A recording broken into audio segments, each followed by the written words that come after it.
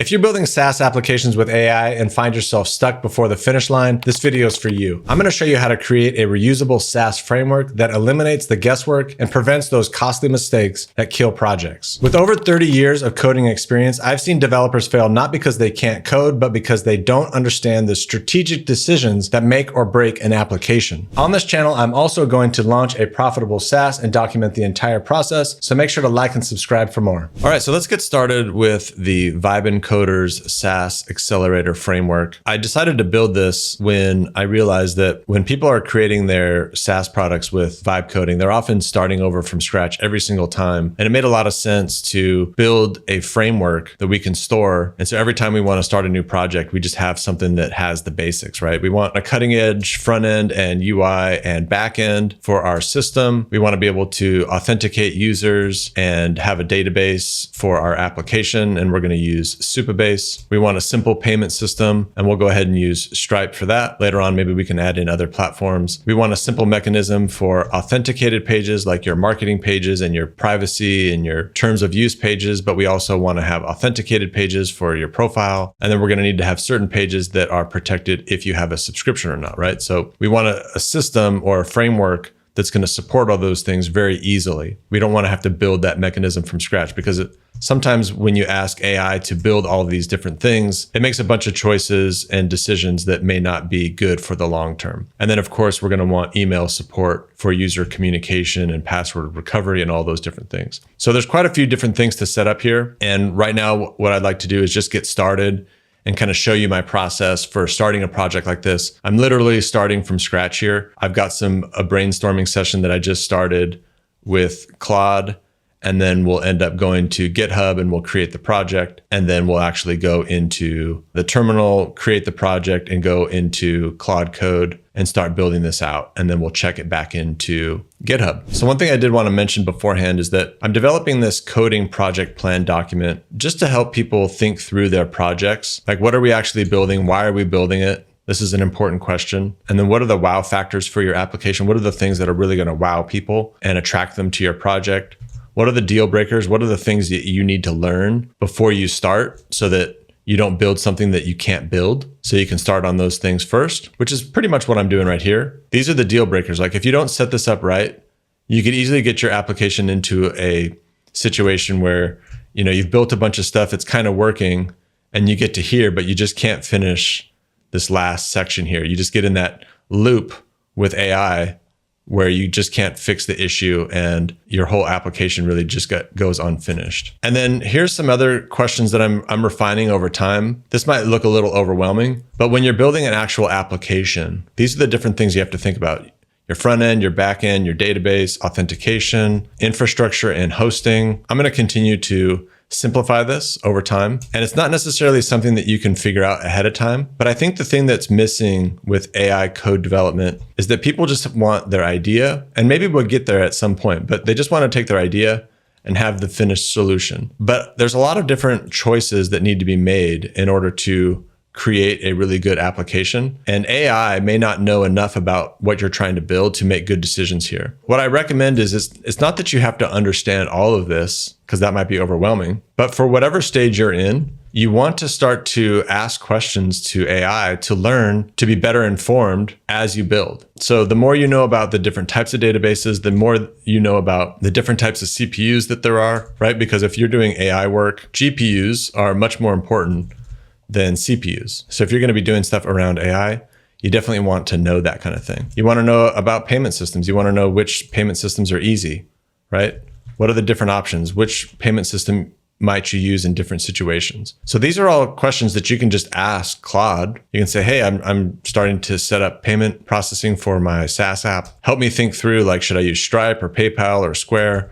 And help me think through what are the advantages and disadvantages. So I might have some initial knowledge that you don't have because I've been doing this for a long time. I might be here. So my questions might be a little bit more informed as I go forward, but there's still a lot I don't know, right? So I'm trying to get here.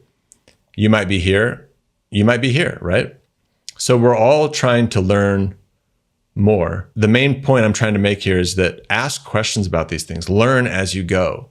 Don't just have the AI build everything for you and not learn anything along the way, because when you start the next project and the next project, you'll be a little bit further ahead than you were the last time. And when you build the next project, it'll be better. No matter how AI gets, understanding these things is going to help you in your development. If you're enjoying this video, make sure to like and subscribe. It tells me what type of content you want more of. So I'm back here. This is really where I want to start. The main thing I want to accomplish in this first video here is to get my app set up. But I want to think about these things ahead of time and build a plan so that AI knows kind of where I'm going. And in Claude Code, you can set up a file that will kind of lay out kind of some groundwork for what you're trying to do, and it can use that when you're prompting it. So I want to definitely build that out and get that in place as we go. So given this, I actually was in Claude and I was just asking it a couple questions. So when you think about what platform you want to use, I've decided on using Next.js, and that's just because it's a framework that includes your front end and your back end. So when you launch a SaaS app, you've got the front end, which is your website.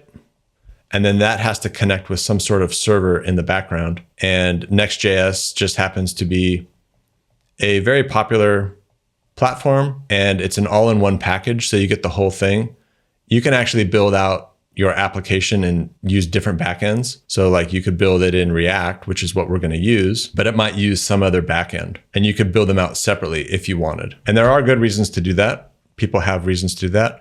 In our case here, I think it's just going to be much more simple to follow this pattern here and use Next.js. And there's also another framework for building out your design of your site. It's called Tailwind. And there's also this other cool resource here that can work with Tailwind that gives you all these different components, buttons and graphs and calendars and all this kind of stuff for building out your UI, building out your payment systems and all that kind of stuff. So we're going to integrate that as well, just so we have that as our base. So what I started to do was I jumped over to Claude before I'm actually going to go into Claude Code, and I started to just ask it some questions. So I was kind of curious, like, I'm not really a front end guy. Like, I don't really know how to code and React very well. I don't know Tailwind. I just know that Tailwind's very popular and they often get paired together. So I was just asking Claude, what does Tailwind actually do? And just reading through here and just kind of getting up to speed on what it does and how it works. Partly just to show you that I'm doing the same thing that I'm asking you to do, is as you go through here, learn. We don't know everything. Nobody here knows everything. Nobody here has the best process. So just learn as you go, ask questions. And that way, when you have errors with these different things as you go, you become more informed and you're more able to design better apps and overcome challenges. So then I just started to ask a few more questions to get ready for the project. If I were crafting a prompt for Claude Code to help me build a Next.js system, what would be the best way to start the project, to include Tailwind, and to use best practices when setting up the app? So one of the things you want to do is you want to have Claude kind of help you get started here, and also just include things like best practices. So when we start talking about Supabase and authentication, you want to tell the system to, hey, use best practices when setting this up, because sometimes what it'll do is it'll set it up for you, but it won't set it up the way it should be done. And so what it's doing here is it's giving me back a prompt that I can use in Claude Code to set up the Next.js app with Tailwind using best practices, right? And then I started to think, well, before I actually start to execute this, I want to kind of build a plan. I was building that here, but I'm going to start over from scratch just to tell you kind of how I would think about things.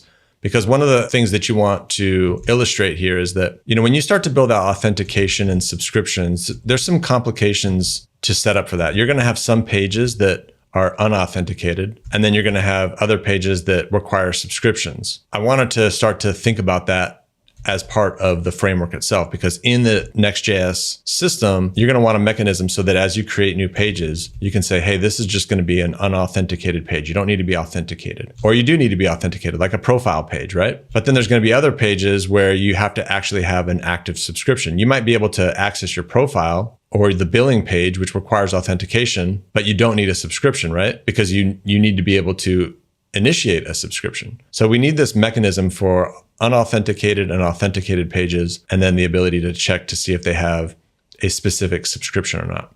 So I want to let Claude know about that, let it know our plan so that we can kind of think about that. So the objective here is to create a SaaS framework that includes Next.js using the best practices listed above, and also support for Supabase, authentication, unauthenticated pages, authenticated pages, and then the ability to limit pages by what subscription they have or certain features. I don't want to build this all up front, but I would like to develop a overall plan and list of steps and best practices to follow when I set up the initial project. First, I'd like to just get the Next.js app set up with Tailwind and this framework for graphics. And then I'm going to come back over here. I'm going to give it this framework here. I want to test the app, get it checked into GitHub, deploy it, but also have the plan for next steps. So let's go ahead and just see what this comes up with. So it's kind of mapping everything out here. So we can use this. So I'm going to link back to this conversation and also make sure we star it so that we don't lose it. And then I can put it here in our plan. So then what you're going to want to do here is you're going to want to read through here, check it out. If there are things that it's mentioning that you don't know or you don't understand, dig into those different things, right? So it's going to be using this here, the components. It's going to build out a header, footer, navigation, business logic components, utilities. So if you don't know what any of this means, feel free to ask. So the initial stage here, which looks good, and we're going to deploy it. That's what I wanted to do. That'll be a good first milestone. So like if you don't know how to set up a Git project right here, you can ask it to help you do so. I'm going to go ahead and set up that project now. I'm going to go over to GitHub and we'll go to create new repository. I'm going to make this one private. We'll call it the Vibin Coders SaaS Accelerator. I'm not going to add a README right now. And then this will be something that I can share with the community. Let's go ahead and create that repository. I'm going to go ahead and check it out first thing. So I'm going to clone the SSH. You're going to have to set up your own SSH keys and add that to your profile if you're going to be creating your own projects like this. And then you want to check it out in your terminal. Come to your terminal, say git clone. And what clone does is it clones the repo from GitHub, drop in the GitHub URL there. It's an empty project. Then you can CD into Vibin Coders. So now I should be able to go into Visual Studio and open up that project. All right, so here we are with a blank project. I can go ahead and open up Claude Code. I've already installed this. You'll need to do the same. It's a pretty easy process to install Claude Code. It's just going to ask you, hey, am I allowed to access this project? You can go ahead and say yes. So another thing I'd like to encourage you to do is feel free to explore Claude Code a bit. There's this command here called init, which will create a claude.md file where you can put instructions. So once we develop a plan, we can actually put that into the Claude MD file to help it, follow a plan and understand the context of our project. So I'm going to go ahead and do that now. There's nothing to analyze, so it's not going to have much to put in there. We'll go ahead and say yes, proceed. What it's basically asking you here is that it's trying to run commands on your system, and it's just wanting permission to do so. There are some ways that you can tell Claude to just go ahead and do these types of things without asking. In this case, if you just say yes, it's going to do it one time. If I use number 2, then it's going to go ahead and just continue forward and do everything without having to ask. So again, if you had more code, then it would be able to find more. And then down the line, once you have more code, you can rerun this and it'll do a new analysis, and then you can go from there. I think by default, when it's running commands on your computer, it usually asks you each time. And I think because this is an empty repository, it's thinking that there might be something on the origin. I'm just going to say no. So because it was an empty project and it didn't have much to analyze, I think it was trying to figure something out. And so we can just get started here this way here. All right, cool. So let's go back and we've got our phase 1 here. And let's just go ahead and ask it for a prompt to help us set up phase 1 of the foundation. And then we should be able to just copy the whole thing right here. And we'll jump over to Claude Code, paste that whole thing in there, and we'll go ahead and run it. It's going to build out those to-dos, and it's just going to start to work through each of those. So then one of the things we'll do is we'll go through the initial setup here. Actually, it looks like it wants to remove that claude.md file. We probably set that up before we really should have had it. So let's go ahead and let it do that and just build what it needs. It's trying to build our app. Something wasn't there, so it needs to run some other commands first. So here it was actually giving us this warning here.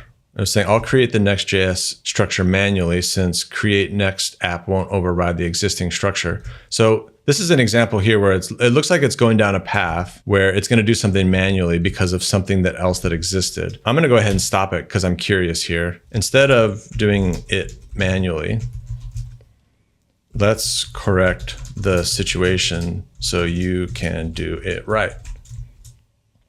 What should I do to help out? I think this Claude folder here is giving it some trouble. So let's just figure out what the problem was. So this is an example here where it was trying to do something and for some reason it couldn't. It looks like that initial work we did with the init file was actually working against us. We probably did it too early. And so because that file was already there, it was causing an issue and it started to go down an alternate path, when in reality, what we should do is we should just fix that error here. So I'm going to come in here and remove that file.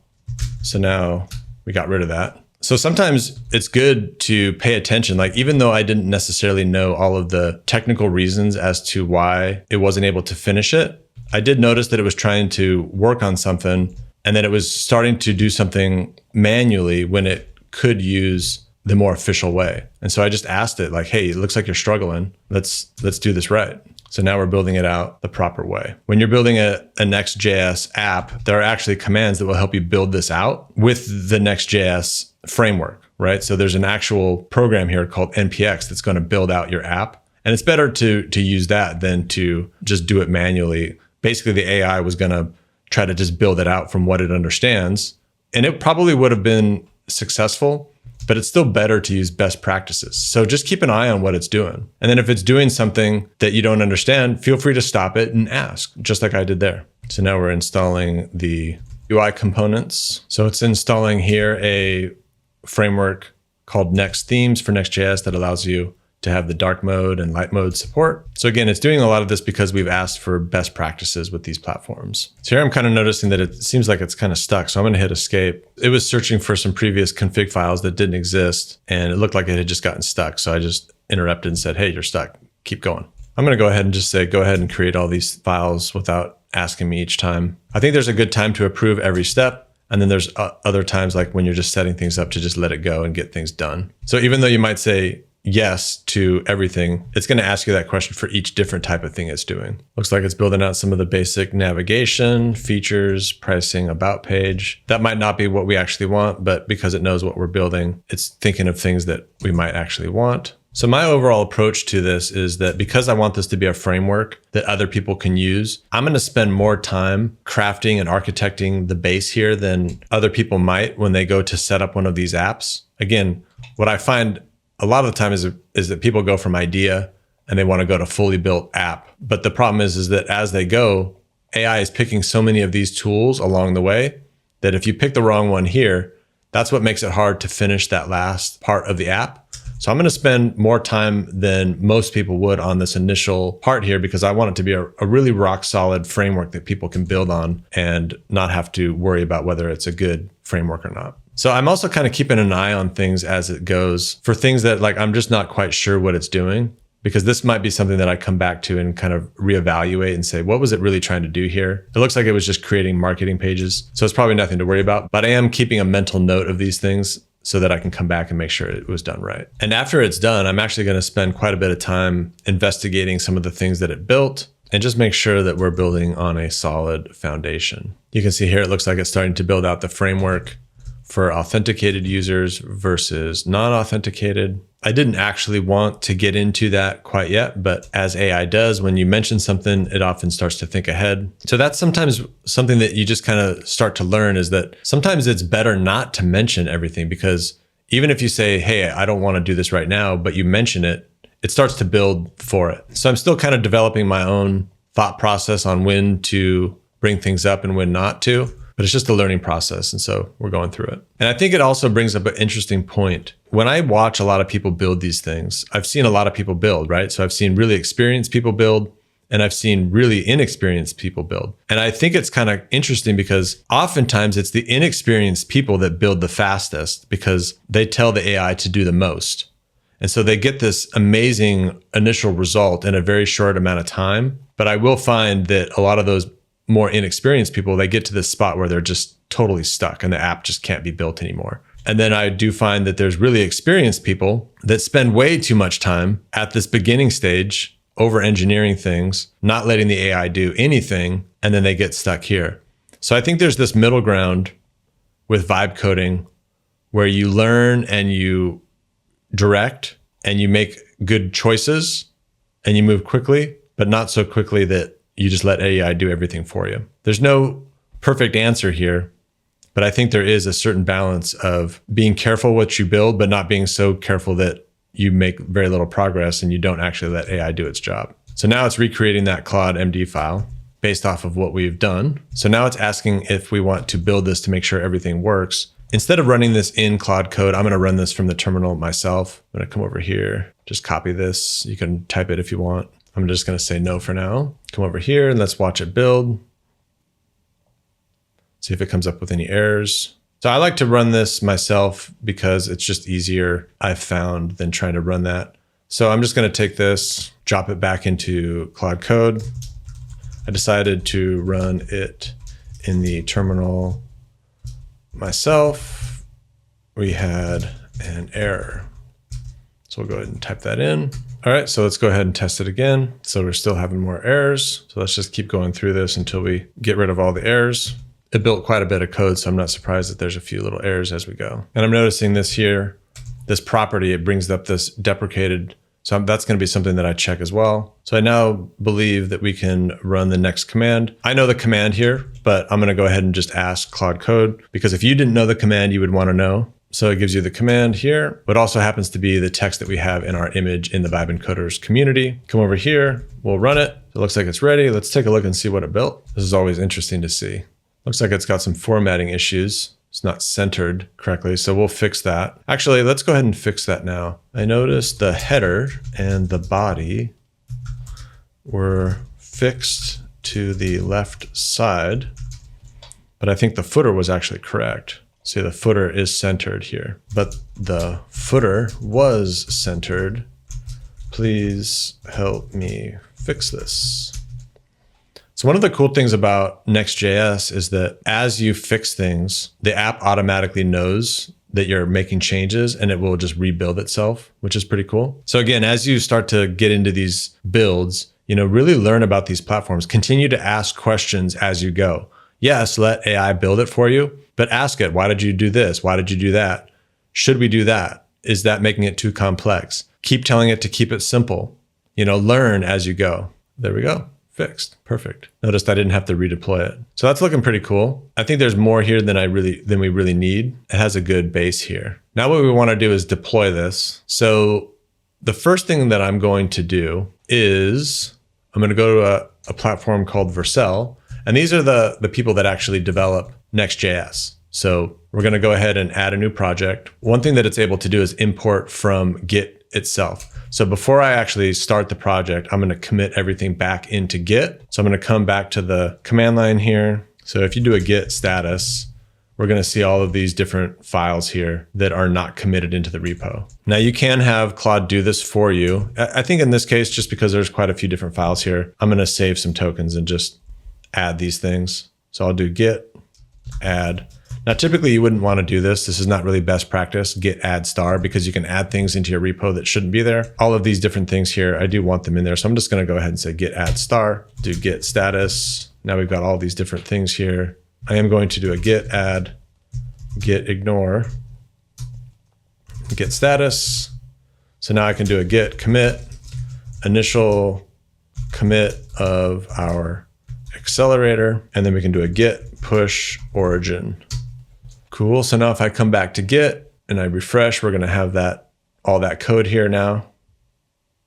Very cool. It made a README, which is nice. Come back to Vercel. So now it's not showing that new project, and that's because it just doesn't have permissions. So we're going to jump over to our GitHub permissions. So we can select our new project here, Vibin Coders SaaS Accelerator.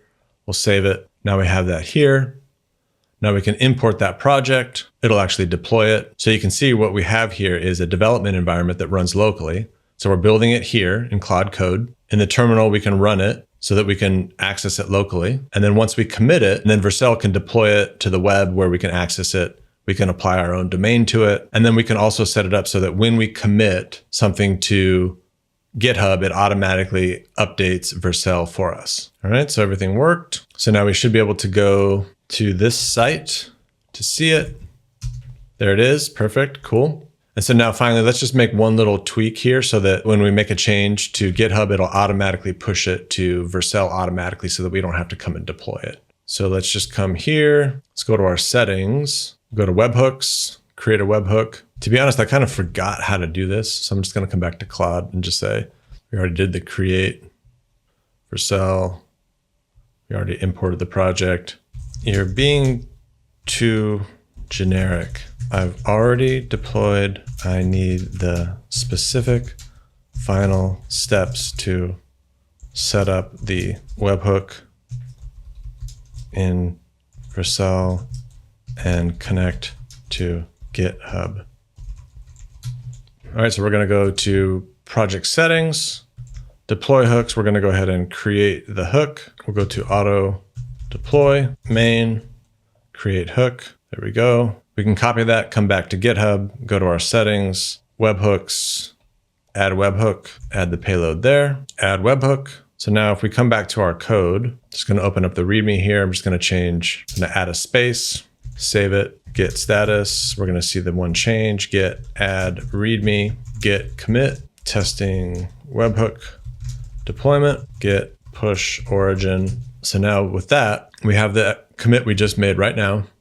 So now over in Vercel for this project, it does say it sent the webhook. And now you can see that that webhook came over and now it's building because we have that webhook installed now. All right, so there we go. We built out our initial app with all of the best practices. We set up our GitHub repository. We built out all the code. We tested it locally. We made a couple of fixes. Then we deployed it to Vercel and set up our webhook for auto deployment. And now we're in good shape. Now, if you want to get access to this framework that I'm building and join a bunch of other Vibe coders, make sure to jump into the Vibin coders community. It's a brand new community that I just launched. It's thriving. We've got a bunch of people already building out their projects. I've got a promotion that I'm running right now where you can get a discount to join the community. I'd love to see you there. Either way, I hope you enjoyed this video. I'm going to continue to build this out. Make sure to follow this channel for more, and I'll see you on the next video.